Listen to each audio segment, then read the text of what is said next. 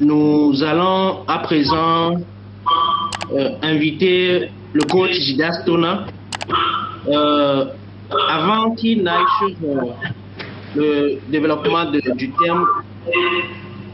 Moi et les autres participants veulent bien le connaître. Qui est Jidas Tona et s'il peut nous donner encore plus d'informations sur sa personnalité. Merci. Jidas Tona, tu as la parole. Merci beaucoup Sylvain, merci au CEO de Africarrière, bonjour tout le monde. C'est vraiment une joie pour moi de participer à cette rencontre d'échange. J'ai un ami coach aussi qui dit que le partage enrichit. Et je considère vraiment ces instants-là de partage, d'échange comme des moments forts d'auto-formation, de ressourcement et de renforcement personnel. Et donc, à ce titre, je suis un peu comme vous, participant, même si je vais développer des idées, des thèmes avec vous, je suis aussi participant. Et donc, ce sera heureux qu'on puisse ensemble partager et approfondir sur cette thématique qui est la croyance ou bien les croyances limitantes, les pensées limitantes. Alors, qui suis-je? Je suis Kokou, c'est mon prénom. Fofo, c'est aussi un autre prénom. Le nom de famille, c'est Tona. Et donc, on me connaît beaucoup plus avec le nom de baptême, le nom importé qui est Jidas. Alors, je suis père de famille, je suis coach certifié de la masterclass atelier de coach éthique en Afrique francophone. Et c'est disons une école qui a cours au Togo, que ça a commencé au Togo, puis au Bénin, en Côte d'Ivoire, au Maroc, au Canada. Et le fondateur ou le principal formateur est un coach certifié ISO en France. Alors, j'exerce ce métier-là ici au Togo, à Lomé précisément, beaucoup plus en personnel, en coaching de personnes, mais aussi un travail avec les groupes. C'est aussi pourquoi nous parlons de team building, parce que c'est aussi un volet de l'accompagnement qu'on peut fournir aux groupes dans les corporations, entreprises et autres là. Donc voilà ce que je suis. À part cela, je travaille aussi dans une organisation non gouvernementale qui est l'OMC Togo, où je suis coordinateur de projet de justice juvénile. Donc je jongle avec toutes ces casquettes-là. Donc merci beaucoup Sylvain. Merci beaucoup au coach Jidas Tona Fofo. Je crois que nous allons avoir un moment riche en partage, comme tu viens de le dire. Permettez que je te tutoie. Je vais à présent te donner la parole pour au moins 45 minutes de développement du thème. Pourquoi, selon vous, ce thème est vraiment important? Et qu'est-ce que nous devons faire? Nous, quand je dis nous, jeunes comme âgés, devons faire pour pouvoir lutter contre ce fléau-là qui nous empêche de souvent évoluer dans la vie, que ce soit dans la vie personnelle ou dans la vie professionnelle. Merci beaucoup Sylvain. En tout cas, le CEO Africarrière a bien fait d'identifier un thème pareil. Je veux préciser déjà que ce n'est pas un fléau, ce n'est pas une maladie en fait, mais ça va avec l'humanité, avec l'homme. Vous comprendrez dans le développement pourquoi je dis cela, parce que tous les hommes, nous sommes sujets à cela. Tout simplement parce que voilà, nous vivons en société, nous avons des neurones qui bougent à chaque fois, nous avons des capacités vraiment formidables qui nous permettent d'appréhender l'univers, et donc forcément avec les divergences qu'il peut y avoir entre les hommes, forcément il y a des croyances ou des pensées qu'il faudra peut-être qualifier de limitantes, justement parce que dans la perspective de développement à la fois de la personne, des groupes et même des activités, des actions que ces personnes-là peuvent porter, ces pensées sont à la base et il est important de les identifier, il est important de les comprendre, il est important de définir des stratégies ou même voir un projet ou des projets pour les surmonter et les contourner. Alors, pour nous aujourd'hui, la question des croyances importantes, elle est tellement importante parce que c'est vraiment une part de soi, quand je dis soi, de la personne, qui met en cause les ressources propres de la personne à pouvoir non seulement décider, mais aussi à pouvoir se mettre en action. Donc c'est pourquoi justement elles sont limitantes. Donc je ne vais pas trop parler, je vais présenter les points clés que nous allons aborder dans ces 45 minutes. La première chose que j'essaierai d'évoquer, c'est poser la nécessité de comprendre, de connaître ce qu'est pensée, croyance. Comment on peut les comprendre, comment on peut définir ces croyances-là. Ensuite, nous parlerons des origines des croyances. D'où nous viennent ces croyances-là, ces pensées, que plus tard nous allons qualifier de limitantes, ou bien de pensées ou de croyances ressources. Et enfin, comment les identifier? Et c'est à partir de ce moment que le travail sur soi commence, ou le travail pour s'améliorer commence. Et enfin, une fois que l'identification est faite, quelles sont les astuces, les stratégies qu'il faut mettre en place pour s'en libérer. Donc, je partagerai quelques éléments. Ces éléments ne seront pas effectivement exhaustifs, mais c'est des éléments pour vous qui êtes là, pour que vous puissiez continuer ce travail sur vous-même ou vous faire accompagner aussi après. Alors, ce tableau me plaît parce que ça montre un peu comment chaque homme, je dis bien chaque homme et tout homme, on est en but à cette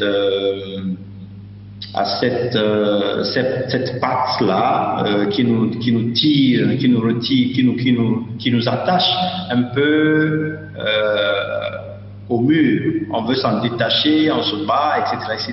Voilà, en fait, l'image que le combat que l'homme mène face à ses propres croyances, comment ça se présente. Coach, oui. Tu permets, coach? Oui. Est-ce que tu peux partager ta présentation avec les participants? Est-ce que c'est possible? Je peux l'envoyer dans le... non, pas tout de suite, pas le support, mais la présentation, ton PowerPoint. Ça tu peux partager l'écran? Ça ne me gêne pas. Ah, ok, merci beaucoup. Merci aussi. Alors, voilà ce que nous sommes. Il ne se passe pas de jour où notre cervelle n'est pas en mouvement, où il ne se passe pas d'action, il n'y a pas de va-et-vient d'idées, de pensées qui nous tournoient dans la tête. Chaque fois, ça se passe comme cela. Et c'est en fait ça les idées qui tournent. Même en dormant, vous savez que le cerveau continue par tourner. Je vais vous laisser quelques affirmations ici. Vous en avez 8. S'il est possible que vous puissiez me dire laquelle ou lesquelles de ces affirmations-là vous parlent, ce serait un très bon début pour qu'on avance. La première affirmation, moi, je ne peux pas faire ce travail. Je ne suis pas capable de. Bon, on peut compléter. La deuxième affirmation, je suis trop vieux, je suis trop vieille pour faire cela. Vous savez, pour faire ce travail, pour aller ici, etc., etc. On peut avoir la même chose, hein. je suis trop jeune, non, je ne suis pas encore assez âgé, je n'ai pas assez d'expérience pour, etc.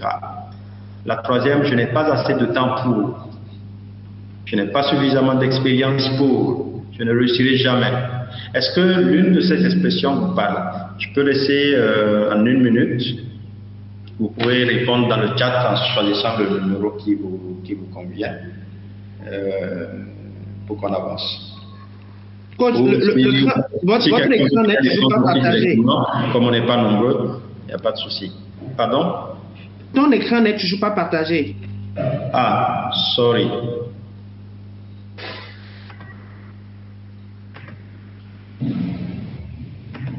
Ah, moi je pensais que je l'avais déjà activé. Excusez. C'est bon? Oui. C'est bon maintenant. Ah, c'est ce que tu demandais avant. Exactement, exactement.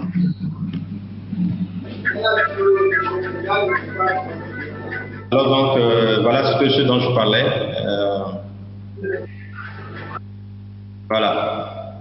Donc ce sont les affirmations. Il est 10h30, on a 1 minute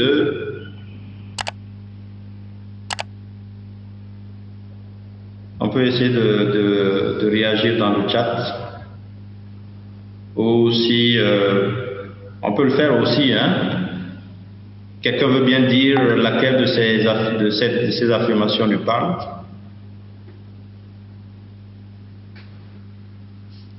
Tu peux zoomer un peu la présentation?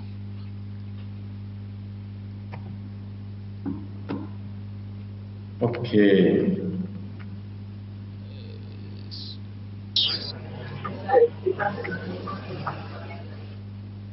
Oui, bonjour. Oui.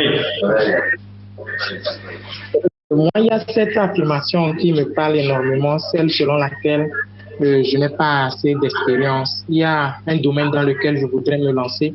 C'est vrai que j'ai suivi la formation, mais même jusqu'à présent, je me dis que je n'ai pas encore assez d'expérience pour vraiment me lancer à fond. Donc, il y a vraiment ces termes qui me parlent, moi. Merci.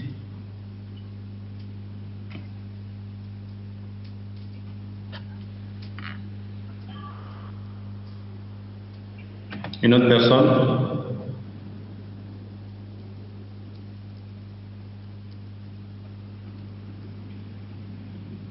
Et ça c'est Chamier. Je n'ai pas assez de temps pour Maoli. Ok.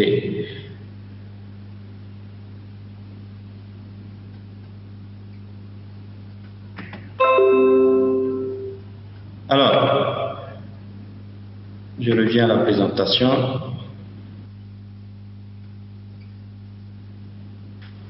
La question à savoir quand on a souvent ces affirmations dans la tête, c'est la question à se poser.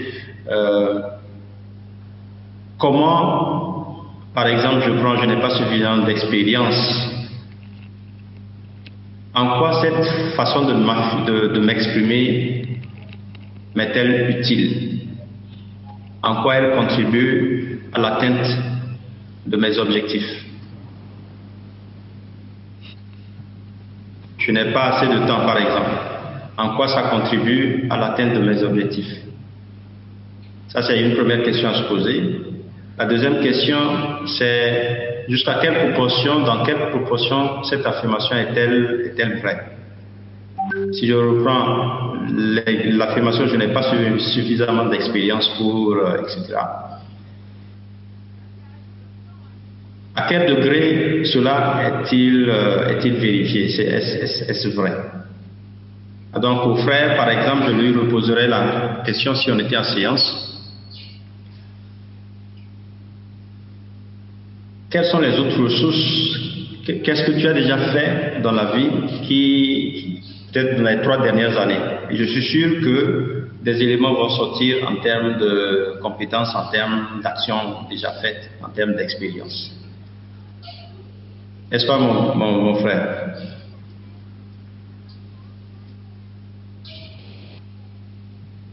Celui qui a choisi le 4, tu n'as pas suffisamment d'expérience. Oui, tout à fait, tout à fait. Donc, en accompagnement, forcément, dans votre histoire, vous avez déjà fait quelque chose par le passé. Et donc, vous ne pouvez pas dire aujourd'hui que je n'ai pas suffisamment d'expérience. Il y a quand même une expérience. Elle n'est peut-être pas suffisante, d'accord, mais je n'ai pas suffisamment d'expérience pour la chose que je voudrais faire. Donc, il y a un bémol à apporter. Et donc, prendre conscience qu'il y a déjà en soi, qu'il y a déjà ce bémol-là à apporter. Ça nous pousse à chercher à augmenter l'expérience qu'il faut, ce dont on a besoin pour avancer. Donc, le dire, je n'ai pas suffisamment d'expérience pour, sans chercher à savoir que on peut trouver une expérience additionnelle, c'est se donner la permission de rester sur place et de ne rien faire, si on en reste à ce niveau-là. Donc, ces genres d'expressions et affirmations, on les a tous, et ça nous vient chaque fois. La chose est en fait d'en prendre conscience et de pouvoir évoluer. Alors, vous savez un peu comment notre cerveau aussi fonctionne. C'est vraiment une machine. J'aime bien comparer le cerveau humain à un ordinateur. Excusez-moi cette comparaison, mais c'est un peu l'image qui est un peu proche de nous. D'abord, vous avez un niveau où toutes les idées qui nous viennent en tête sont orientées vers le raisonnement logique. C'est l'objectivité, c'est la critique, et c'est ce que vous allez voir sur le schéma la tête en bleu, où on parle de pensée convergente. C'est en fait ce que nous recevons de notre éducation, comment toute notre éducation nous prépare à la réflexion. La logique, l'objectivité, la critique, etc., la raison, le conformisme, le travail avec des contraintes, tout cela, notre façon, toutes les idées et les pensées que nous avons, la plupart du temps, sont déterminées par cette façon de faire et qui est reçue de l'éducation. De l'autre côté aussi, il y a la pensée divergente. Et c'est le domaine de l'imagination et de la subjectivité. C'est beaucoup plus la spontanéité. C'est de là que, en fait, c'est dans cette sphère-là que naît beaucoup plus la créativité et l'innovation. Parce que là, on donne beaucoup plus de place à l'émotion, à l'intuition. On donne beaucoup plus de place à l'anticonformisme. On n'est pas trop porté à se conformer à des conventions, à ce qu'on doit faire, etc. Et ça laisse vraiment place à la créativité. C'est bon de le savoir parce que quand on est en face de pensée, quand des pensées viennent comme cela, savoir qu'il y a des pensées qui sont issues de la sphère de la catégorie divergente et des pensées qui viennent de la pensée convergente, ça nous aide déjà à comprendre quels sont les différents types de pensées que nous pouvons nous faire. Alors pour moi, ce que je retiens, c'est que le cerveau humain, c'est totalement, je reviens encore à cet exemple de l'ordinateur, c'est vraiment notre système d'exploitation où ça tourne tout le temps. Et donc tout ce qui tourne, ce nuage-là qui tourne dans notre tête-là, c'est cet ensemble-là qui constitue les pensées avec les certitudes qui vont avec et qui deviennent des croyances. Alors, la définition qu'il faut qu'on retienne de la croyance, comme on appelle une croyance, c'est une idée que vous avez généralisée et qui est devenue pour vous une conviction profonde. J'insiste bien sûr la conviction profonde, la certitude qu'on a que ça c'est vrai, c'est pour moi. Ce que vous croyez en ce moment-là devient une certaine réalité, rien qu'à vous. Et cette croyance détermine, parce qu'on en a fait une certitude, parce que c'est devenu une conviction, elle détermine nos actes elle nous amène, détermine nos comportements, les types de comportements que nous pouvons afficher. Et c'est aussi de là que viennent aussi les changements de comportement, la différenciation qu'on peut avoir dans les comportements d'une personne à une autre. Donc, ces croyances se forment à partir de nos expériences passées et elles vont s'ancrer de façon inconsciente. On va le voir plus tard, il y a quand même un cercle vicieux dans lequel nous entrons avec ces sortes de croyances, surtout quand elles sont limitantes. Alors, sachant que les croyances, on peut avoir des croyances limitantes, mais on peut aussi avoir des croyances aidantes. Alors, croyances limitantes, quand elles vont nous empêcher d'aller vers l'atteinte de nos objectifs. Quand elles vont nous tétaniser, elles vont nous paralyser pour aller vers l'action à laquelle nous avons pensé. Et peut-être une action à laquelle nous avons réfléchi, on a vraiment bien planifié, tout est là, on a pris toutes les garanties possibles pour que ça se fasse bien, mais au dernier moment, parce que cette pensée-là arrive, nous sommes un peu comme paralysés et on est sur place. En ce moment, elle est vraiment une croyance limitante. Alors, d'où viennent ces croyances-là? Tout à l'heure, j'ai dit que ça venait de nos expériences du passé. La première origine qu'il faudra voir, c'est d'abord la famille. C'est de notre famille. C'est à partir des comportements que notre entourage a entretenu vis-à-vis de nous. Par exemple, un enfant qui ne se sent pas considéré par ses parents, forcément va développer, avant de développer un certain comportement, disons, avec le traumatisme qui va aller avec, avant de développer un comportement, un certain comportement, va laisser libre cours à des pensées qui vont négativement l'impacter. De la même façon, cette influence de l'entourage va être accompagnée par ce qu'on appelle des injonctions que nous recevons des parents. On en distingue cinq qu'on appelle les 5 drivers. Ce sont des injonctions. C'est par exemple, tout le monde a vécu ça, et le vit peut-être aujourd'hui encore. On vous dit, Gildas, sois parfait. Il faut être parfait, par exemple, et on grandit avec ça. Ou bien sois fort. Et c'est très souvent ce qui se passe dans nos maisons en Afrique, où on dit le garçon doit être fort. Par exemple, cette éducation à la masculinité, on dit sois fort, tu ne dois pas pleurer. Un garçon ne pleure pas. Alors, ce qui fait que on fait taire les émotions en ce moment. Même en face d'une situation qui peut être émouvante, on se retient, par exemple, d'exprimer cela, son émotion. Parce qu'on a appris qu'il faut être fort, il ne faut pas pleurer. Il y a certains à qui l'injection fait plaisir est tellement fort que ces personnes-là, ils ne peuvent pas dire non à une personne. Il arrive même dans des témoignages, par exemple, qu'une femme dise elle ne peut pas dire non à toute sollicitation, disons, masculine pour des relations sexuelles.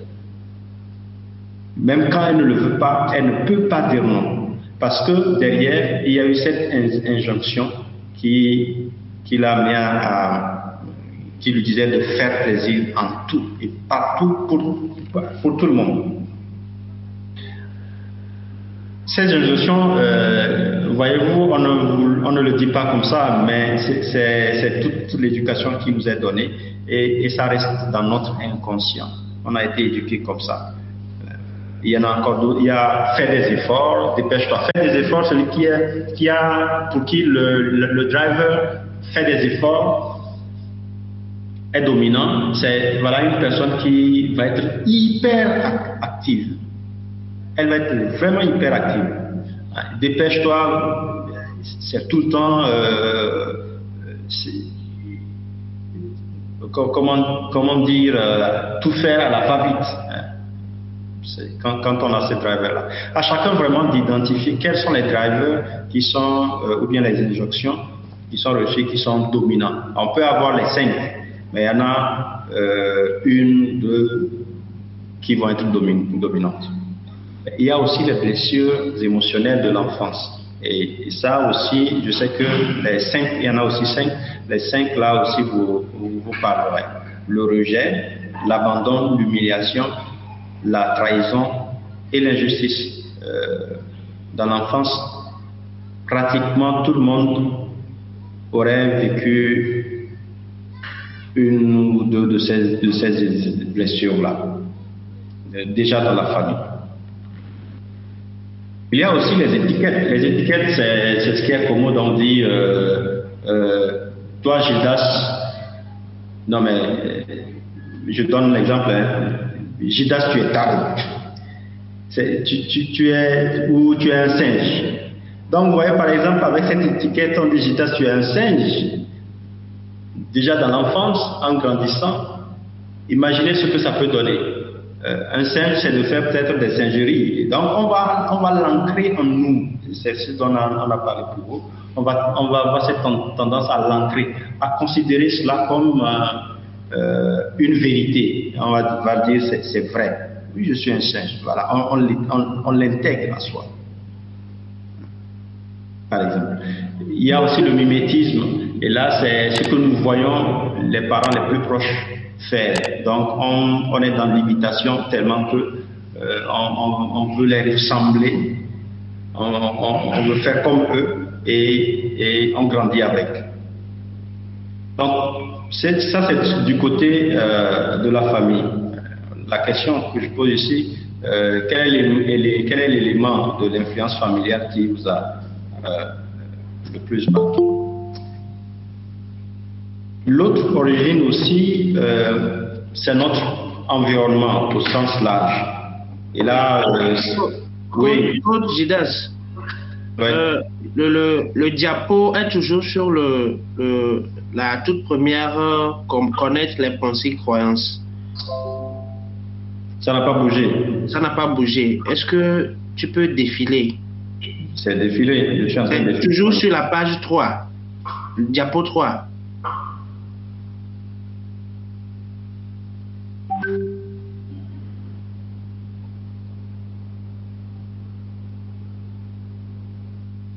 Ce que je vais faire, je vais reprendre le partage. Exactement. Tu peux. Arrêter et puis réessayer.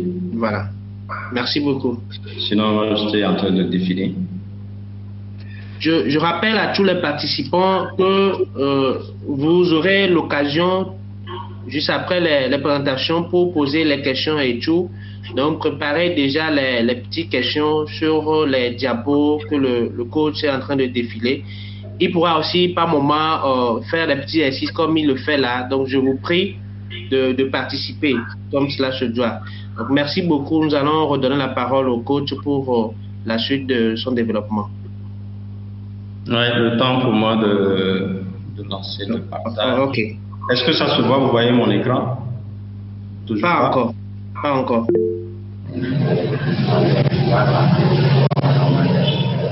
On va essayer. Désolé.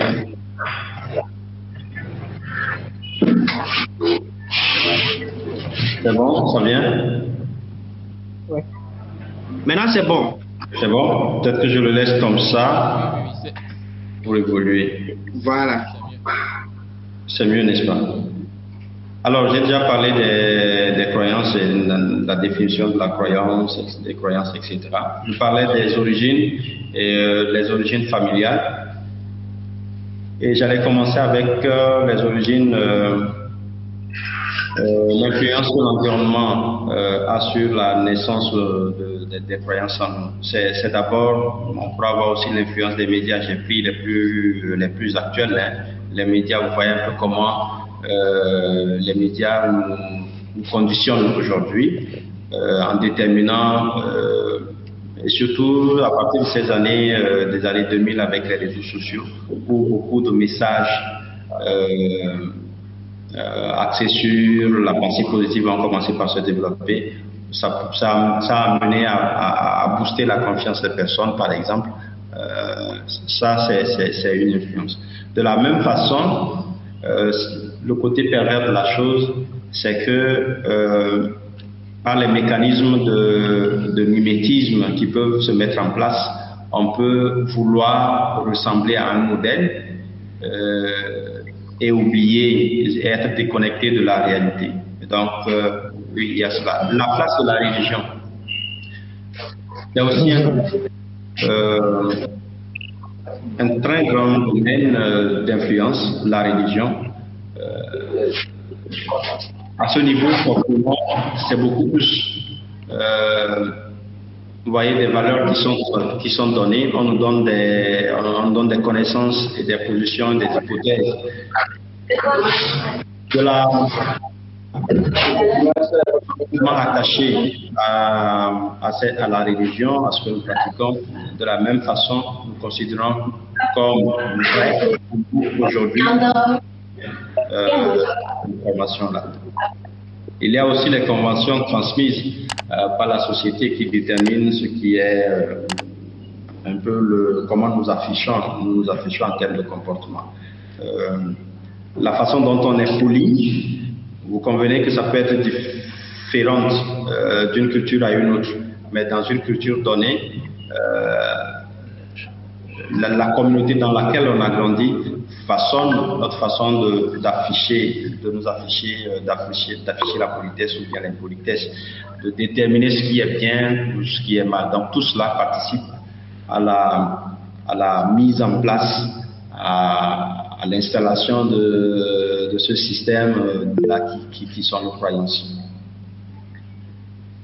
Il y a aussi les expériences passées et c'est ce qui est beaucoup plus déterminant parce que à ce niveau, ce sont des mécanismes psychologiques qui sont mis en œuvre. Les omissions, par exemple, qui sont des erreurs de raisonnement.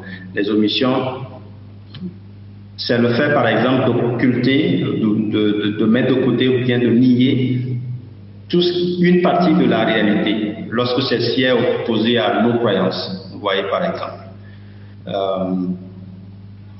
C'est pareil, quel exemple je peux donner à partir du moment où on dit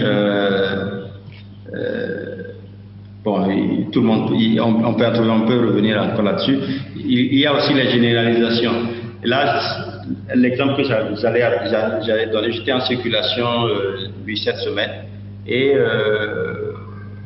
un homme à moto voyant une femme en train de faire une manœuvre devant lui dans sa voiture, dit les femmes là avec leur façon de conduire. Vous voyez comment naît la généralisation. Une expérience passée comme étant à toutes les situations similaires. Cet homme, par exemple, a peut-être vécu une expérience avec une femme concernant la conduite, et maintenant il l'étend. À chaque fois qu'il va rencontrer une femme au volant, il va développer une attitude peut-être de méfiance pour dire les femmes elles ne savent pas conduire. Ça devient un préjugé. C'est des stéréotypes maintenant qu'on donne et même on peut aller loin en étiquetant, en stigmatisant les femmes. La généralisation, c'est celle qui est vraiment commode. Très rapidement, pour une petite chose, on généralise. Dans la relation de personne à personne, il suffit peut-être que vous ayez une fois fait une erreur, que votre interlocuteur, quand il voudra vous reprocher quelque chose, vous dise « toi c'est toujours cela ». Vous voyez le mot « toujours » qui est employé. À partir de ce moment, quand on a très souvent l'habitude d'utiliser cette expression « toujours », on rentre dans la généralisation. Les distorsions, elles consistent à baser nos réflexions sur des notions plus ou moins floues et abstraites. Et peut-être la personne n'a pas fini de vous raconter une histoire que vous... Ça, c'est, je donne un exemple. La personne n'a pas fini de vous raconter l'histoire que vous, rapidement, vous donnez une conclusion, vous tirez une conclusion. Vous dites, oh, c'est fini, il faut rien attendre de bon de lui. Ça, c'est des choses qui arrivent. On veut lire dans la pensée de l'autre. Et en voulant lire, on donne des affirmations, on est convaincu de ce qu'on est en train de penser. Et au final, cela constitue une barrière dans la relation qu'on a avec la personne en face de nous. Alors, pour résumer tout cela, je l'avais dit tantôt, nous avons des croyances limitantes. On parle de croyances limitantes à partir du moment où la pensée qui nous vient en tête nous empêche d'atteindre nos buts, nous empêche d'aller vers la réalisation de nos rêves et d'atteindre nos objectifs. Quand je dis je ne suis pas doué, je n'ai pas l'expérience de, peut-être comme on l'a dit là-bas, je n'ai pas suffisamment, c'est assez atténué, mais très souvent on peut dire non, moi je n'ai pas l'expérience de parler en public.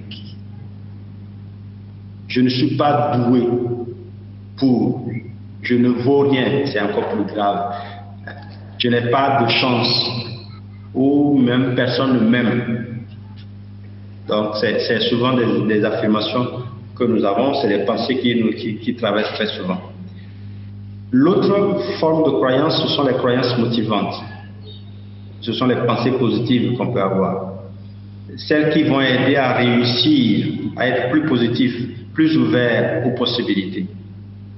C'est par exemple, tout est possible, je suis doué dans mon domaine. Vous voyez, c'est bien précisé ici, dans mon domaine. Dans cela, il y a une certaine vérité. C'est dans mon domaine. J'ai la compétence là-dedans. Regarde, je ne suis pas doué. Il manque quelque chose. Et ça limite. Dans notre unité centrale, ça s'allume comme je ne suis pas capable de quoi que ce soit. Je vais réussir. Voilà, ça booste. Je vais y arriver. Ça donne confiance.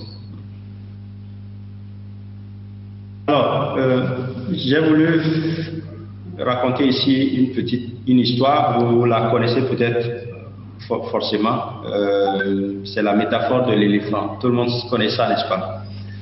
En fait, vous voyez l'éléphant avec sa taille monstrueuse, avec sa force comme pas possible, qui est pas capable de déraciner des arbres. C'est carrément l'animal le plus fort. Mais vous voyez cet animal-là qui est, entre griffes, incapable de se défaire de la corde avec laquelle il est attaché. C'est un peu comme cela que nous fonctionnons avec les croyances limitantes. Cet éléphant, l'expérience du passé, comme je l'ai dit tout à l'heure, quand c'était un éléphanto, un éléphant bébé, il est déjà conditionné par cette même corde. Avec cette corde-là, on l'attache. Et en ce moment, le premier jour, il peut se débattre, mais pas encore fort pour casser la corde. Il finit par s'habituer à cela. Il finit par accepter que je ne suis pas capable d'aller au-delà de couper cette corde-là. À partir de ce moment, la certitude s'installe. L'éléphant va grandir et prendre toute sa taille, toute sa forme, comme vous le voyez sur la photo. On peut l'amener ailleurs et puis il peut casser, il peut traîner des poids impensables. Mais quand il est attaché avec cette même corde, il ne peut pas bouger, il ne peut pas s'en libérer. Donc voilà un peu comment les croyances limitantes, voilà comment nous fonctionnons avec. C'est juste, je donne cette image pour mettre en relief le conditionnement par lequel nous passons tous à travers l'éducation, la famille, à travers l'influence de notre environnement, la société, etc., et qui continue avec les médias et autres. Dans l'entreprise, on a le conditionnement de la famille, mais quand on vient aussi dans la société, dans l'entreprise, il y a aussi les normes, les règles, les valeurs, ce qu'il faut faire, ce qu'il ne faut pas faire, tout cela qui participe à notre conditionnement. Et donc, avec ce conditionnement, la limitation se met en place. Donc, ça nous suggère des convictions, ça nous suggère des pensées, et à partir de ce moment, on s'arrête. Donc, voilà comment ça fonctionne là, les pensées limitantes. C'est le piège dans lequel on se met.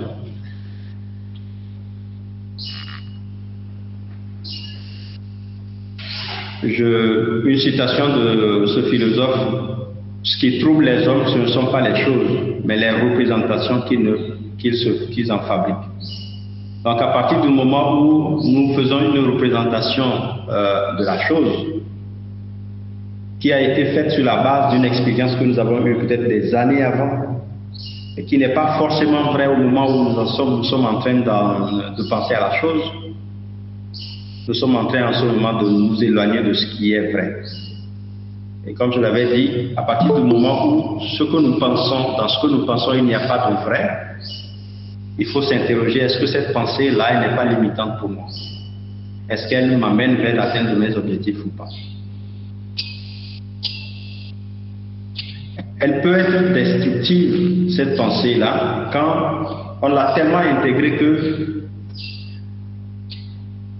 ça commence par se manifester par des symptômes ou même des perturbations d'ordre psychologique et physique. Donc en ce moment, on parle là de somatique. Vous savez que certains, ils se sont tellement convaincus de leur incapacité, que ça se manifeste par des maladies,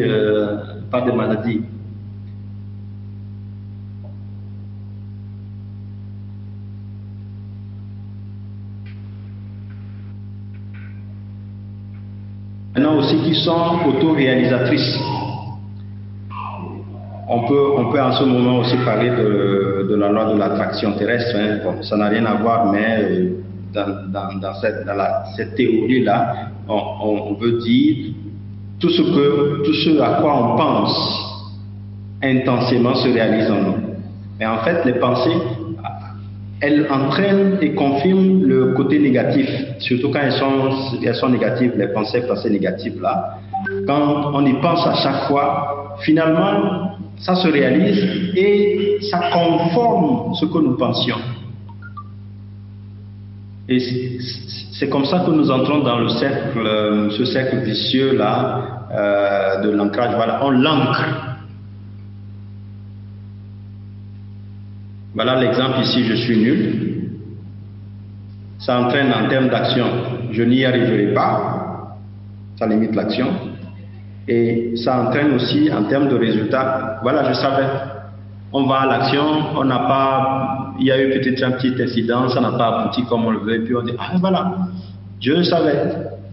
Oui, je savais, moi-même, je me disais que je ne pouvais pas. Voilà. Donc, on fait ce dialogue intérieur, interne là, et qui conforme notre pensée limitante.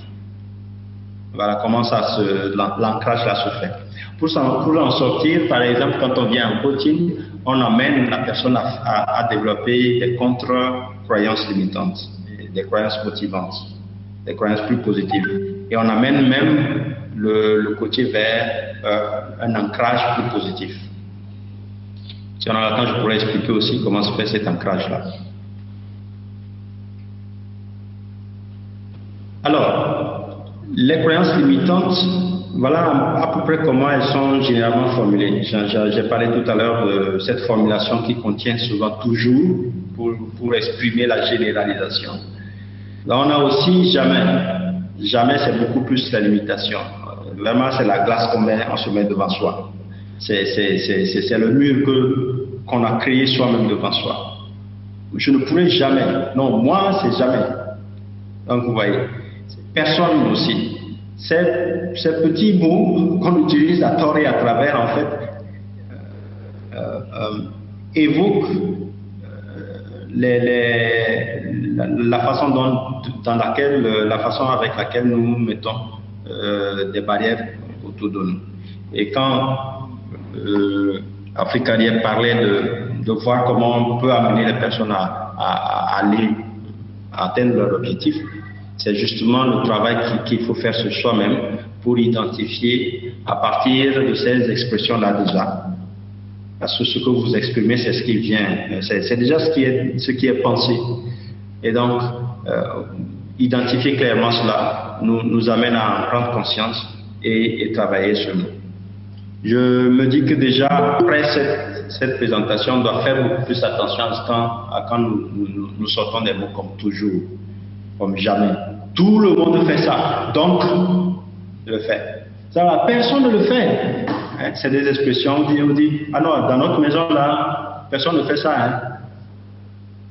Mais vous avez forcément connaissance d'un cas de quelqu'un qui a déjà fait ça. Vous voyez comment on ferme la porte à l'innovation, on ferme la porte à la nouveauté. Je suis trop, par exemple. Donc il y en a plein, hein? C'est juste quelques exemples là.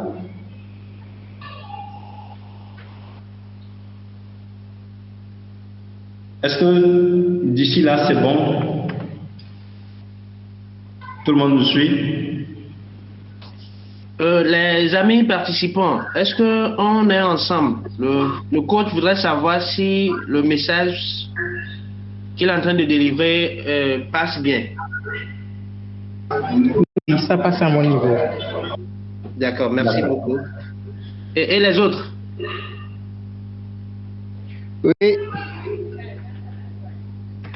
Est-ce que le message passe 5 sur 5? Oui, 5 sur 5. Merci beaucoup, Christian. Un coup spécial à nos amis depuis le Sénégal. Oui. Je crois que le coach peut continuer. Ouais. Alors, voilà un petit tableau. Un petit tableau sur les croyances limitantes. En accompagnement, par exemple, ce qui est, quand on veut travailler sur les croyances limitantes, nous commençons par faire une identification de la personnalité. Et là, je montre là l'analyse de personnalité faite à base de la technique de l'ennéagramme. Alors, vous avez 9 types de personnalités ici, et pour chaque type de personnalité, il y a une croyance limitante qui va avec. Si nous prenons l'exemple, par exemple, ce qui est un peu proche de nous, par exemple, l'altruiste. Celui qui est altruiste, c'est quelqu'un qui est porté vers les autres, par exemple. Alors, pour l'altruiste, si jamais vous avez pour dominant l'altruisme dans votre profil de personnalité, la croyance limitante qui peut aller avec, c'est ceci. Si les autres m'aimaient comme je les aime, je n'aurai plus de raison de m'inquiéter. Vous voyez, l'altruiste, il attend le retour de l'ascenseur et ça pose problème. Donc, en se donnant cette pensée-là déjà, ça amène à développer le stress. Et ça, il va montrer une sorte de solitude, ce qu'on appelle une solitude. Voilà, il va développer cette solitude. C'est vrai qu'il a de la relation avec les autres, mais il est seul quand il est avec lui-même. Et il est malheureux. Vous voyez par exemple ce que cette pensée-là peut faire. Le battant, si je n'étais pas hyperactif, les autres me prendraient ma place. Voilà un peu le driver qui est derrière ce type de personnalité. À chacun vraiment de voir quel est votre profil de personnalité, quel est le type dominant ou les types dominants. Ça dépend de la technique que vous utilisez pour identifier votre profil de personnalité. Mais à chaque type de personnalité, vous avez des croyances limitantes qui vont avec. Un dernier exemple, le tragico-romantique ou voilà, le chef puissant et protecteur. Si j'écoute toutes les doléances des autres, je vais vite passer pour une mauviette, pour un peureux. Voilà comment ça peut se présenter.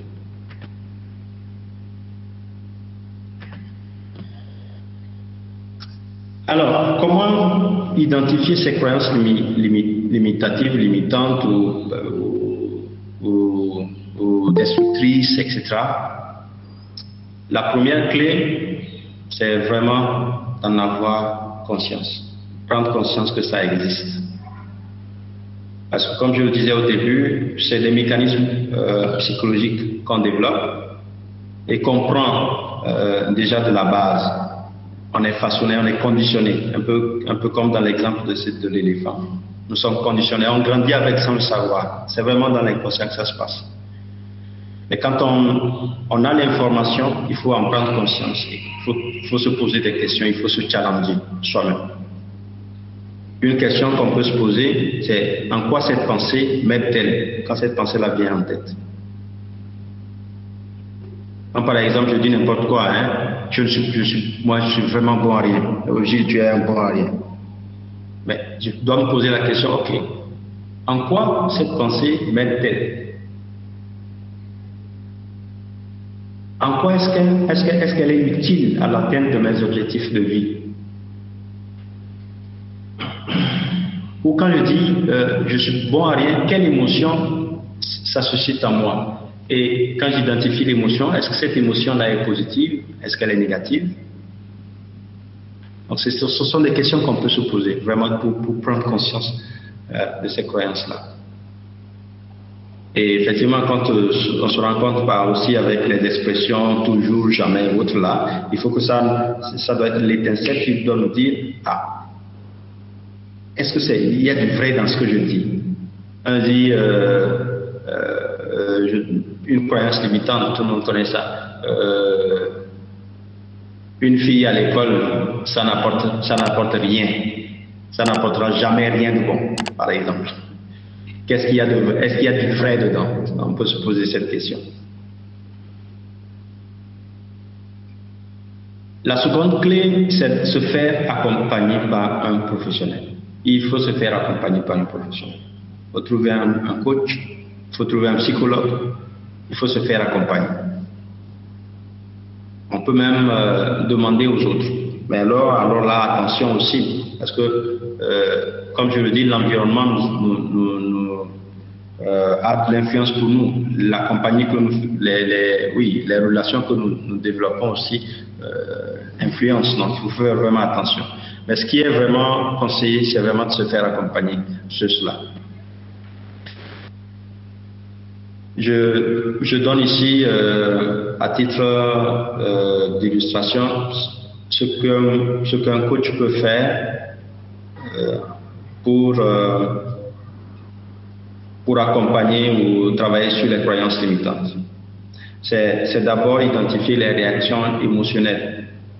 Quand le coach pose le problème, on observe pour voir quelles sont les réactions par un dialogue intérieur. Examinez comment vos pensées enclenchent des émotions négatives, soit positives, et à quel point vous pouvez jouer pour passer des unes aux autres. C'est vraiment important. Affirmez-vous davantage. Ça aussi, c'est un apprentissage. Apprendre à s'affirmer. Il faut apprendre à s'affirmer à la maison, avec son partenaire, devant ses enfants. Apprendre à affirmer les différents rôles que nous portons. Soit si vous êtes papa, si vous êtes grand frère, il faut apprendre à s'affirmer comme grand frère. Quand vous voulez vous amuser, apprenez à affirmer votre être. Donc c'est aussi un apprentissage qu'il ne faut pas négliger. Il faut apprendre aussi à modérer si vous êtes perfectionniste, il faut apprendre à modérer cela. Et il est important de définir ce qui est, et ça c'est beaucoup plus dans le milieu professionnel, ce qui est un travail juste et assez bien fait. Parce que vous voyez, les critères ils peuvent être différents d'une personne à une autre, mais si vous définissez déjà, vous partez déjà avec des critères vraiment mesurables et observables pour vous, et vous en avez conscience, ça vous cadre. C'est une façon de se cadrer soi-même au boulot, pour éviter par exemple que les injonctions là, encore au niveau du service, puissent venir. Et vous saurez comment y faire face en même temps. La créativité, c'est important pour, comme elle le dit ici, fendre l'armure intellectuelle et émotionnelle qui étouffe, hein, assouplir et agrandir l'image que vous avez de vous-même. Pensez les pensées divergentes. Il faut se donner la permission de penser autrement, quoi, que le commun des personnes, que le commun des gens de la société, etc. Il faut vraiment se donner la permission de penser autrement. Il faut se donner la permission de penser hors des cadres établis. On peut même, et c'est même recommandé d'apprendre à sortir de temps en temps de sa zone de confort. Quand je parle de zone de confort ici, moi je parle de cadre de référence. Tel est le cadre, quelles sont les valeurs qui constituent ce cadre-là, il faut les connaître. Quels sont les objectifs, quels sont les éléments de ce cadre-là auxquels on se réfère, et apprendre à s'en sortir. Quand vous vous mettez dans cet état, dans le langage de coaching, on l'appelle, vous vous mettez dans la posture en méta, c'est-à-dire c'est un peu comme vous sortez, vous regardez vous-même, vous pouvez voir vous-même vos insuffisances et vous dire, ah, ce côté-là, non, c'est vraiment pas plein, il faut arranger, il faut assouplir, voilà. On peut faire ce travail-là ce soir. Très souvent, en sortant de sa zone de confort, en se mettant dans une position méta, pour s'observer soi-même et d'apporter les correctifs qu'il faut. Un climat de feedback positif. Ah, c'est important aussi. Quand on reçoit des feedbacks, il ne faut pas les négliger. C'est le propre de quelqu'un qui manque de confiance en lui-même et qui ne sait pas aussi apprécier la valorisation qui vient de l'autre, de l'extérieur. Il faut apprendre à les reconnaître et à les estimer sur leur juste valeur. Donc, être ouvert à ces compliments-là qu'on reçoit, c'est important parce que c'est des indicateurs de l'image que vous renvoyez vers les autres. Et quand vous avez une vue sur ces indicateurs-là, ça vous aide vraiment à booster votre propre confiance. Et forcément, au moment venu, c'est des ressources qui vous aident à aller à affronter la pensée limitante qui est en train d'émerger. Et par-dessus tout, ça c'est vraiment propre pour celui qui souffre du syndrome de l'imposteur, mais c'est aussi bon pour nous tous. Moi je vais ajouter aux compétences ici les qualités que nous avons, les qualités, les talents que nous avons. Apprendre à estimer de façon réaliste nos propres compétences. Est-ce qu'on a déjà fait un bilan de compétences par exemple?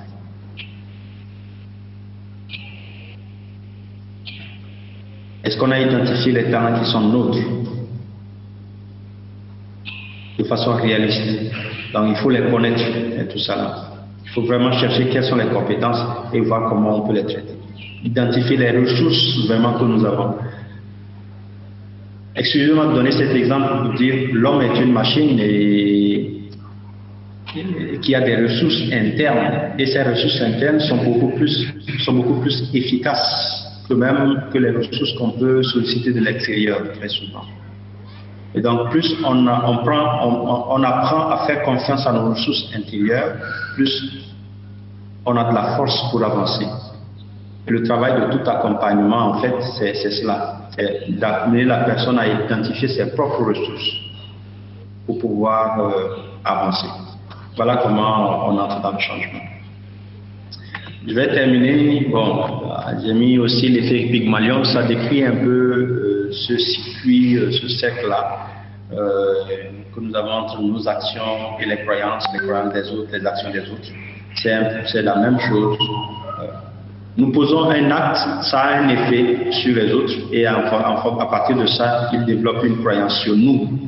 Et en nous exprimant leur croyance sur nous, en donnant leur idée sur nous, ça génère, ça peut générer à la fois d'autres actions envers nous-mêmes aussi. Et tout cela aussi contribue aussi à renforcer nos croyances sur nous-mêmes. Donc, connaître ce processus-là aussi nous aide à identifier la stratégie pour faire face, pour lutter contre les croyances limitantes.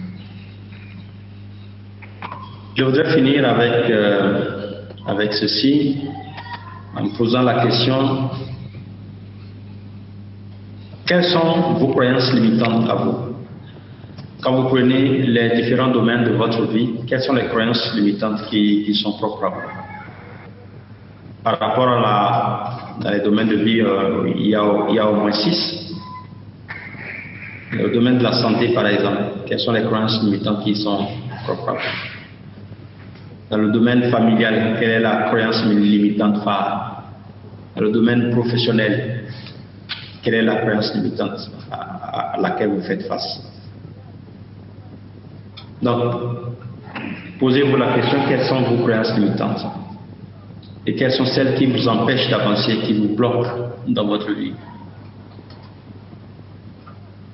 Et par quelles croyances motivantes pourriez-vous les remplacer?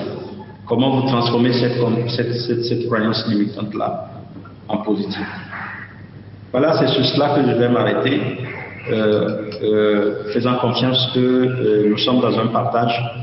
Nous allons échanger et nous allons nous enrichir les uns les autres. Merci beaucoup à vous pour l'attention. Merci beaucoup au coach Jidas Tona Kaku pour ce développement riche. Je crois que personnellement j'ai appris beaucoup.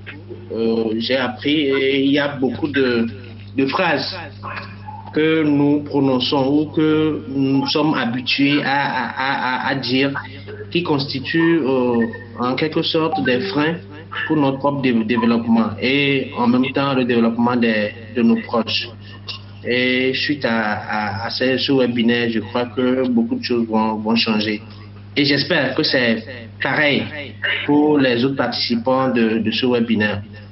Nous allons à présent laisser la parole à tout participant qui veut bien poser des questions ou faire des apports ou partager, pourquoi pas, des petites expériences qui ont trait avec le développement que le coach vient de faire.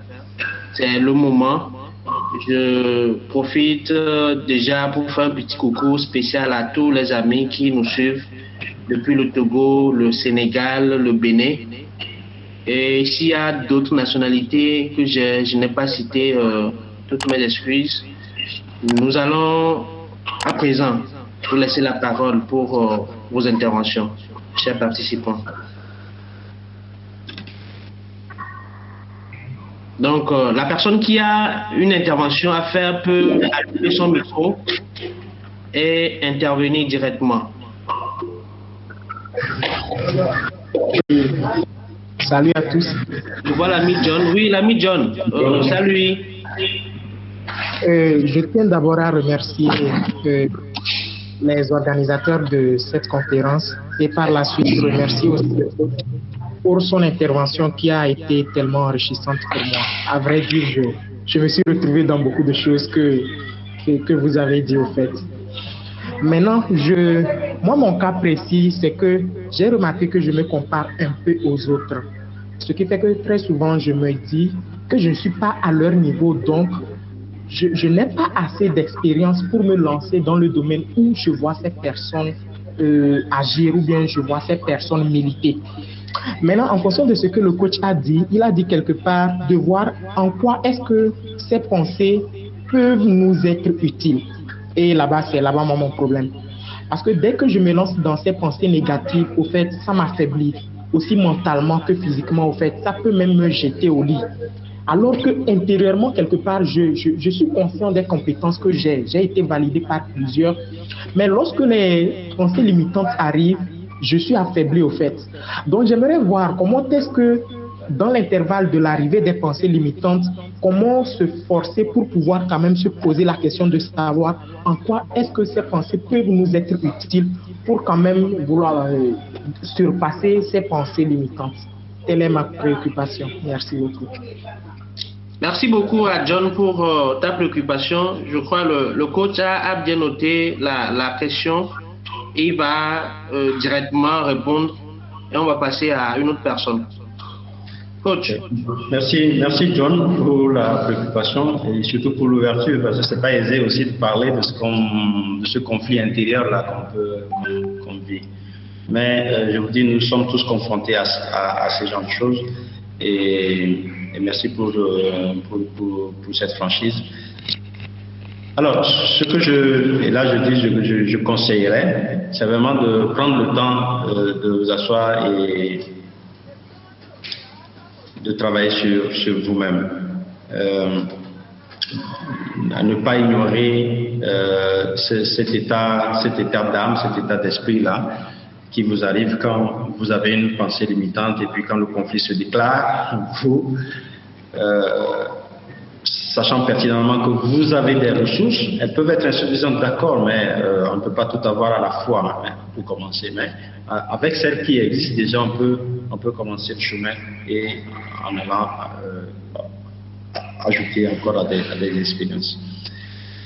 Faire ce travail ce soir, c'est prendre le temps d'abord, peut-être dans votre cas, c'est que vous vous asseyez, que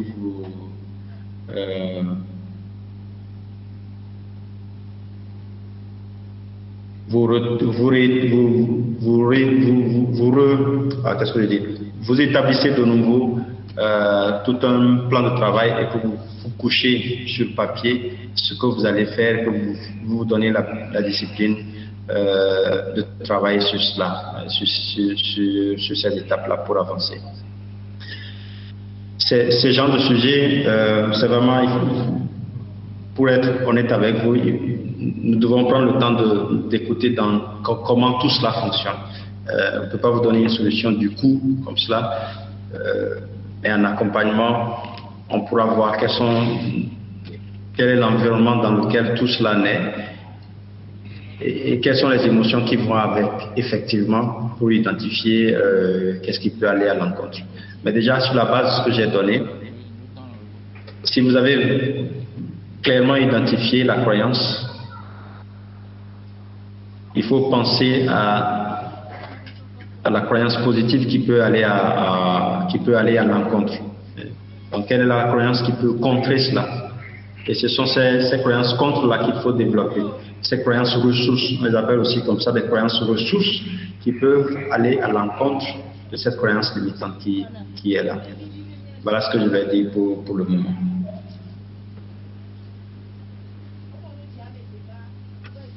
Merci beaucoup au coach Jidas Tona Kokou pour l'élément de réponse. J'espère que l'ami John a eu satisfaction. Oui, ça peut aller. Merci. D'accord, merci beaucoup pour le retour. Nous allons permettre à d'autres personnes d'allumer leur micro et de poser leurs questions ou, si possible, des apports des éléments qui peuvent aider ou carrément appuyer le développement du coach. Bonjour. Bonjour, cher ami Christian, depuis Sénégal. Oui, merci beaucoup à vous de nous avoir conviés à ce webinaire.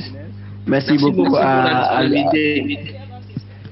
Gildas également pour le partage. Je pense que je suis d'avis avec lui sur l'ensemble des présentations.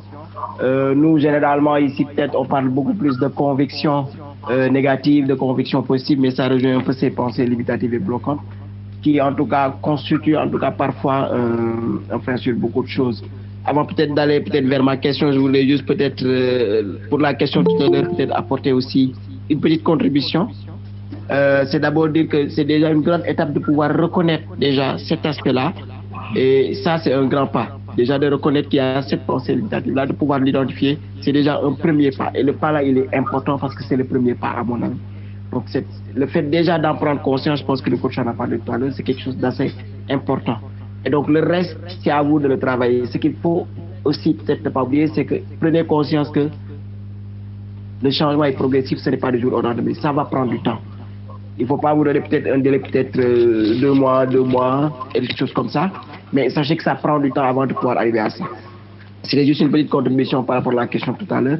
Ma question, c'est beaucoup plus par rapport aux pensées limitatives. Est-ce que, par exemple, l'excès de confiance en soi peut considérer en tant que telle une pensée limitative?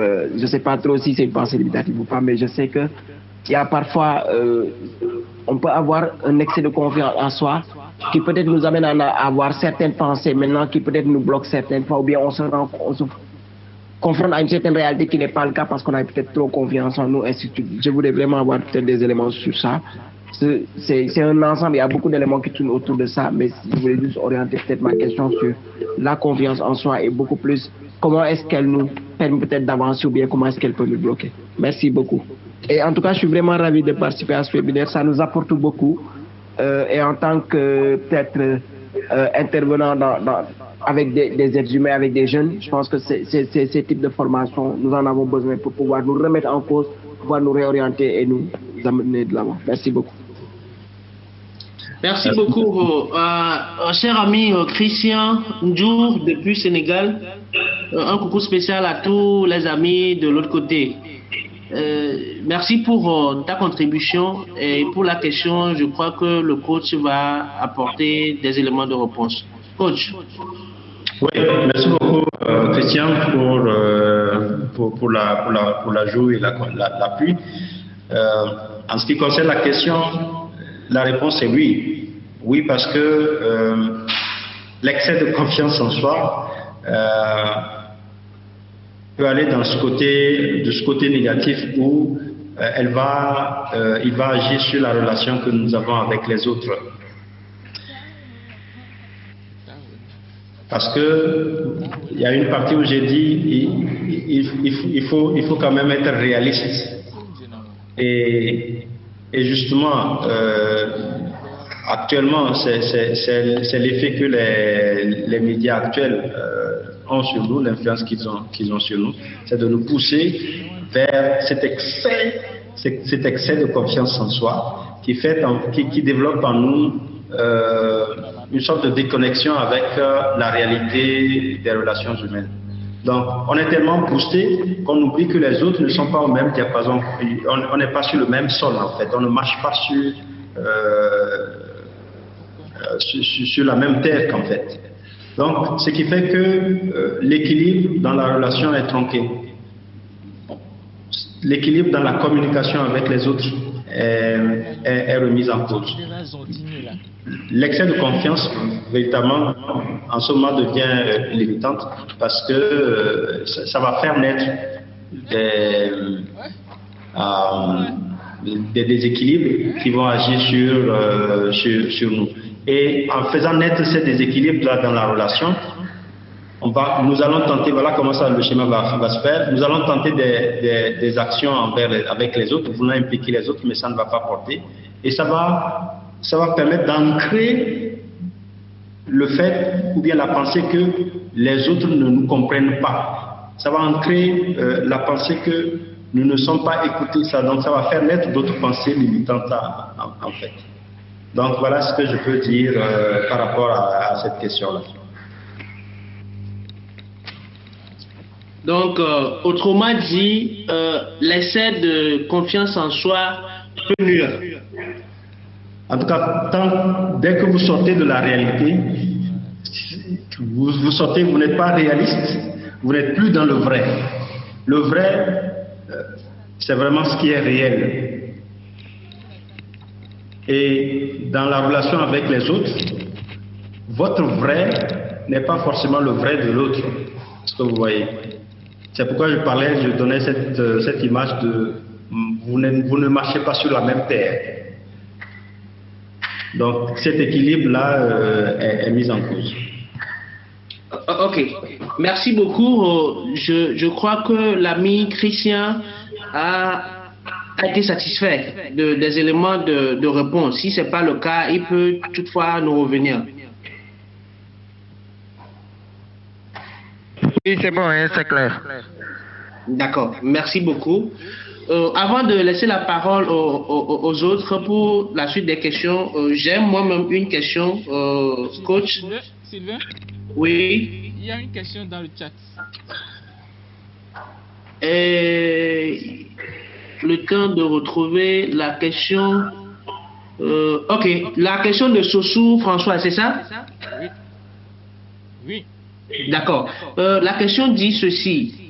Merci pour le partage, coach. Pouvez-vous nous dire en quelques mots quelle attitude adopter pour contrebalancer les pensées négatives? Voilà la question de Madame Sossou Françoise. Oui, c'est déjà ce que j'ai partagé ici, slide 15 là. L'attitude à adopter, c'est d'abord se mettre dans la positivité. Attention aussi à ne pas aller dans l'excès et à se déconnecter de la réalité. La question de Christian nous l'a rappelé tout à l'heure. La positivité, c'est rester dans cet instant présent et se questionner sur le vrai. Actuellement, là, qu'est-ce qui est vrai? Aujourd'hui, qu'est-ce qui est le vrai pour moi aujourd'hui sur ce sujet-là? Voilà une attitude déjà. Une autre qu'on peut aussi avoir, c'est rester dans l'ouverture en face des autres, en face des événements. Et savoir que quand il s'agit des événements qui nous arrivent, qui peuvent bousculer notre équilibre intérieur, et savoir que dans toute situation, on peut aussi tirer du positif. Et donc, en ce moment, je conclurai sur cette partie pour dire que dans toute situation, il faut chercher à tout prix à voir quel est le côté positif de la chose. Ailleurs même, on dit, pour chaque problème, il n'y a pas qu'une seule solution. Et très souvent, on a toujours pensé, et ça aussi c'est une croyance limitante, que quand il y a une difficulté, quand il y a un problème, il y a une solution. Bon, pour ceux qui sont un peu positifs, on dit il y a une solution. Mais en fait, il y a plusieurs solutions. Il y a plusieurs solutions. Voilà.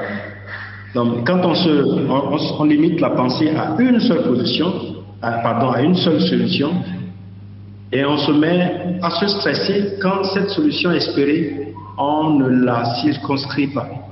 Mais quand on s'ouvre suffisamment pour voir quelles sont les autres possibilités, quelles sont les autres solutions possibles, aussi petites soient-elles, l'apaisement vient et puis ça laisse libre cours à notre intelligence émotionnelle pour voir tout autour qu'est-ce qu'on peut encore mettre dans la source pour avancer. Donc pour résumer, en termes d'attitude, cultiver l'ouverture sur soi et sur son entourage, les affirmations positives à chaque fois que c'est possible. Attention à ne pas aller à outrance dans l'excès de confiance aussi. Et savoir aussi que dans toute difficulté, avec tout problème, il y a plusieurs solutions. Cette multiplicité de solutions donne plus d'options. J'avais aussi parlé en tout temps de la métaposition. La métaposition, c'est aussi ce qu'on appelle de sortir de sa zone de confort. Quand on est en face de quelque chose, apprendre à se voir encore. C'est vrai que l'adage, par exemple, dans le milieu élevé dit on ne peut pas s'apprécier en dansant, mais il faut essayer mentalement de se sortir de soi pour se voir danser en quelque sorte. C'est un peu comme ça que j'illustrerai la métaposition, pour se voir soi-même. Voilà. Je ne sais pas si j'ai répondu, mais les autres peuvent contribuer aussi. Merci. Merci beaucoup pour l'élément de réponse. J'espère que Madame Sossou Françoise, qui a posé la question, a eu élément de réponse. Si c'est le cas, on évolue. Sylvain, je peux donner un exemple? Oui, je vois Christian. Ok, Christian, vas-y. Oui, je voulais donner l'exemple et je pense que l'exercice dont parlait le coach tout à l'heure, j'ai eu personnellement à le faire.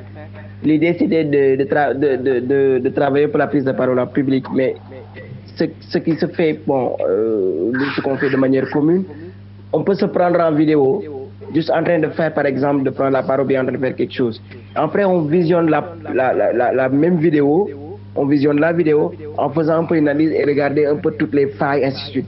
Et c'est un peu peut-être l'idée un peu de ce que disait le coach tout à l'heure, de pouvoir sortir de soi-même et de se voir et de pouvoir faire une analyse assez objective de la situation et peut-être de ce que nous faisons et pouvoir un peu tirer les conséquences. Je ne sais pas trop si je suis dans le même ordre d'idée, coach, mais c'est l'exemple en tout cas pour pouvoir faire cette analyse-là. Parce que quand même c'est assez difficile de le faire comme ça, de manière peut-être physique comme ça, mais en utilisant un peu la technologie, vous pouvez prendre en vidéo ensuite, sortir un peu et après visionner la vidéo en faisant un peu cette analyse-là. Tout à fait. Merci. Merci beaucoup pour l'élément de réponse. Je crois également comme élément, moi personnellement, ce que je fais dans le domaine de la présentation, vu que je présente souvent des événements, je suis maître de cérémonie, pour mes débuts, jusqu'à présent même, ce que je fais, j'ai toujours un élément dans le public, un élément qui me sert de guide. Quand je dis guide, il suit toute ma présentation du début jusqu'à la fin, et à la fin maintenant, il me fait les retours. En dehors de la vidéo, puisque souvent il y a des caméramans, des gens qui viennent filmer et tout, donc j'ai souvent les éléments de vidéo à la fin que je visualise pour voir les failles, ce qui a marché, ce qui n'a pas marché, ce que je pourrais mieux faire et tout. Donc voilà, c'est bon d'avoir des petits astuces ou exemple à chaque niveau d'activité ou à chaque niveau de domaine d'activité, voilà, pour pouvoir voir ce qui a marché, ce qui n'a pas marché, pour pouvoir l'améliorer plus tard. Merci beaucoup. Nous avons encore maximum 10 minutes pour finir ce webinaire. Et on prend toujours des questions, s'il y en a. S'il n'y en a pas, si c'est des apports, on peut le faire. Coach, j'ai une question personnellement. Bon, d'habitude, on nous dit, c'est vrai, c'est la plupart des Africains, nos parents ou nos aînés ont cette habitude de dire aux enfants, surtout aux petits garçons, qu'un enfant ne pleure jamais. Et je suis sûr que la plupart d'entre nous ici sur cette plateforme-là, sur ce webinaire, dans ce webinaire, ont été victimes de cela, entre guillemets. Est-ce une mauvaise chose dire à un petit ou à son enfant, garçon, qu'un enfant ne pleure pas? Comment est-ce qu'on peut comprendre l'idée derrière? Bien, je vais tenter une réponse. La question, c'est de savoir est-ce une mauvaise chose que dans l'économie de l'éducation, on dise à l'enfant ne pleure pas. Surtout un garçon. C'est bien ça, n'est-ce pas? Oui, surtout un garçon. Surtout un garçon. Alors, quelle est l'intention en fait? Il faut questionner l'intention du parent en le disant. Très souvent, ma petite expérience, c'est la consolation de l'enfant et c'est aussi le mettre sur le pas de l'apprentissage, de la maîtrise de la douleur, par exemple. Le côté que ça développe et qui peut être négatif bien plus tard, c'est quand, avec insistance ou de façon limitative, la même injonction n'est pas donnée peut-être à la fille.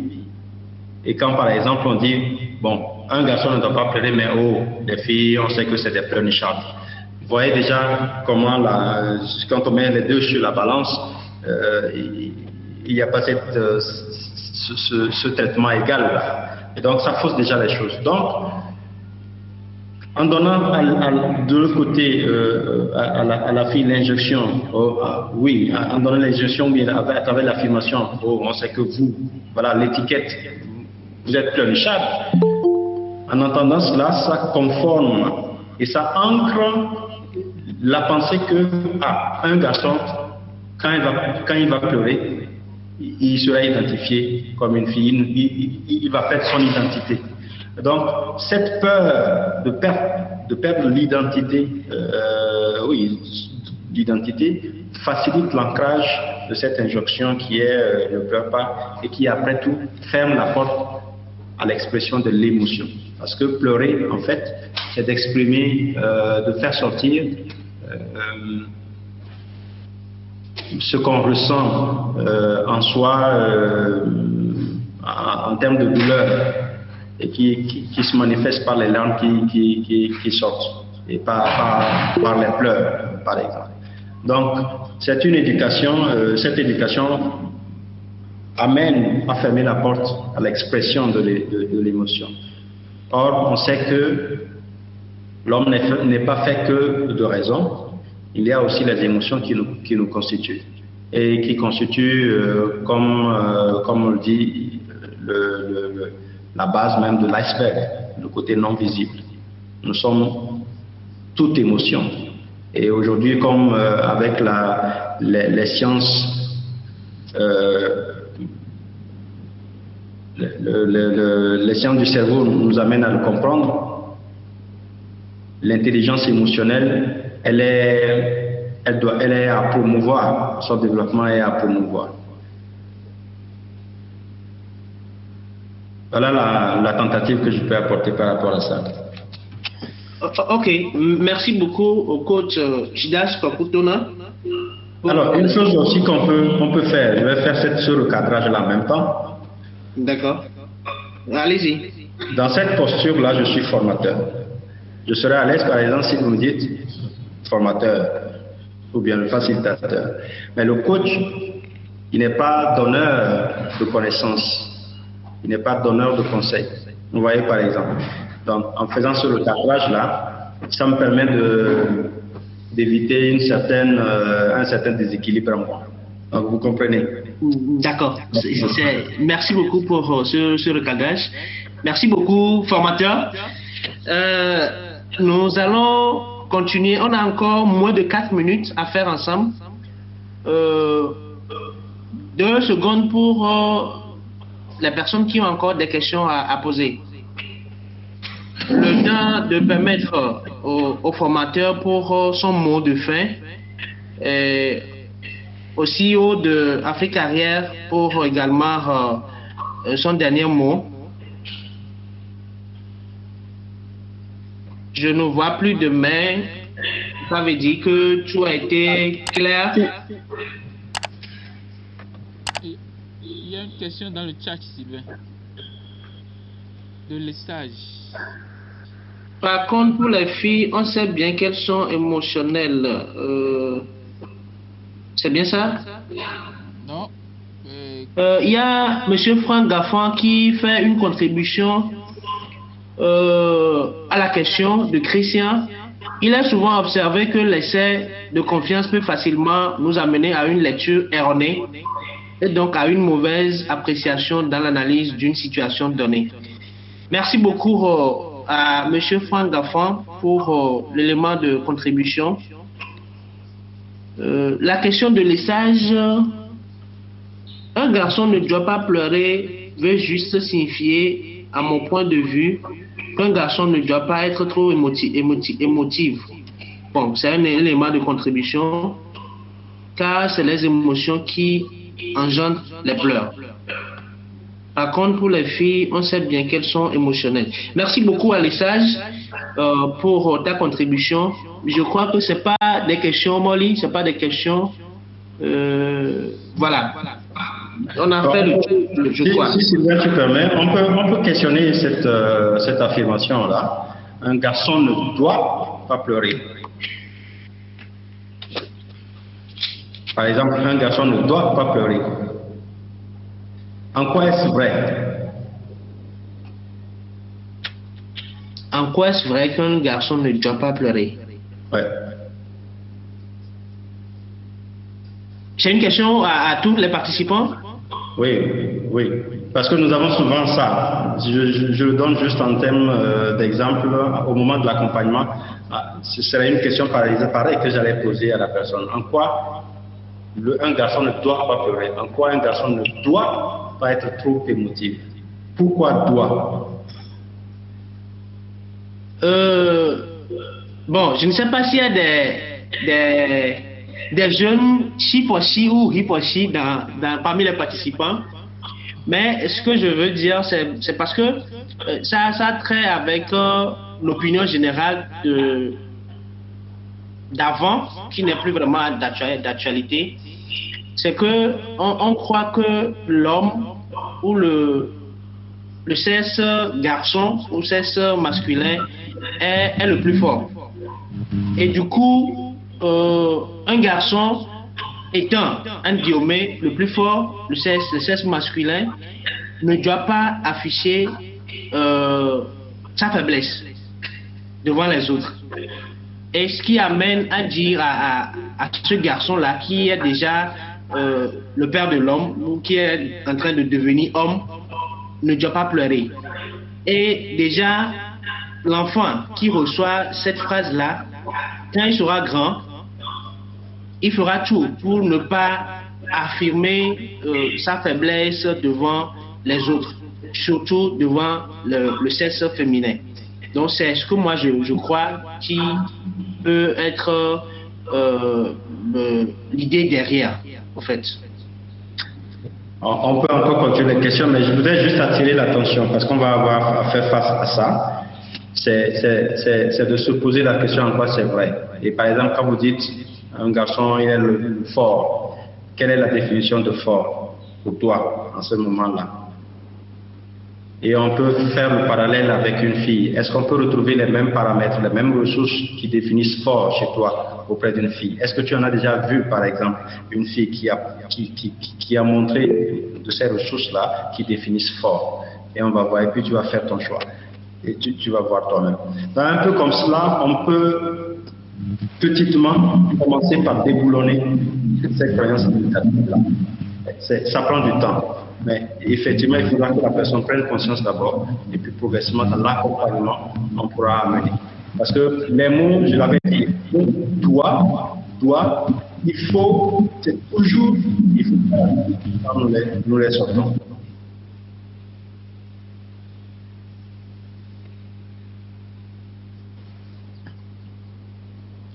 Oui, merci beaucoup. S'il vous plaît, je peux aller? Oui, je pense que oui. Ok, merci. Je vous remercie pour cette opportunité que vous nous offrez. Pour votre question que vous venez de poser, qu'un garçon ne doit. Premièrement, on se dit qu'un garçon, c'est lui le maître de la maison. Et s'il arrivait qu'un maître de la maison se met à pleurer, que fera la femme et l'autre qui est trop émotive? C'est au garçon ou bien c'est à l'homme plutôt d'être fort pour pouvoir consoler, excusez-moi le terme, hein, la femme qu'on considère souvent d'esprit faible ou bien d'émotion, que les femmes sont trop émotionnelles. Je ne sais pas si vous me comprenez.